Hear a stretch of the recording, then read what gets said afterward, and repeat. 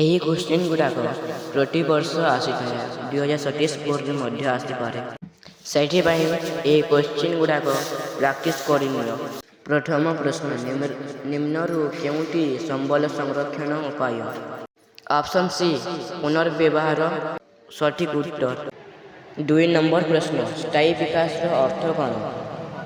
Correct answer is a ଭବିଷ୍ୟକୁ କ୍ଷତି ନ କରି ବିକାଶ କରିବା। ଯଦି ଭିଡ଼ିଓ ଭଲ ଲାଗୁଛି ତ ଗୋଟିଏ ସବସ୍କ୍ରାଇବ୍ କରନ୍ତୁ। 3 ନମ୍ବର ପ୍ରଶ୍ନ, ଜଳ ସଂରକ୍ଷଣର ଉପାୟ କ'ଣ? ରାଇଟ୍ ଆନ୍ସର୍ ଇଜ୍ ବି ବର୍ଷା ଜଳ ସଂଗ୍ରହ କରିବା। 4 ନମ୍ବର ପ୍ରଶ୍ନ, ପ୍ରାକୃତିକ ସମ୍ବଳର ମୂଳ ଉତ୍ସ କ'ଣ? ସଠିକ୍ ଉତ୍ତର ଅପସନ୍ ଏ ପ୍ରକୃତି।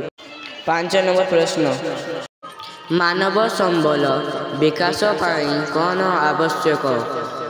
ସଠିକ୍ ଉତ୍ତର ଅପସନ୍ ଏ ଶିକ୍ଷା। 6 ନମ୍ବର ପ୍ରଶ୍ନ, ସମ୍ବଳ ସଂରକ୍ଷଣ ଦିବସ କେବେ ପାଳନ କରାଯାଏ? ସଠିକ୍ ଉତ୍ତର ଏ 5 ଜୁନ୍।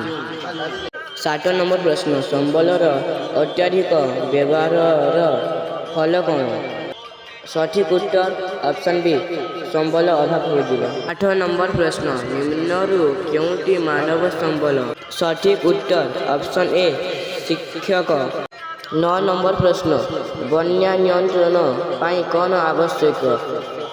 ସଠିକ୍ ଉତ୍ତର ଅପସନ୍ ଏ ବନ ସଂରକ୍ଷଣ। 10 ନମ୍ବର ପ୍ରଶ୍ନ, ସମ୍ବଳ ବିକାଶର ମୁଖ୍ୟ ଲକ୍ଷ୍ୟ କ'ଣ?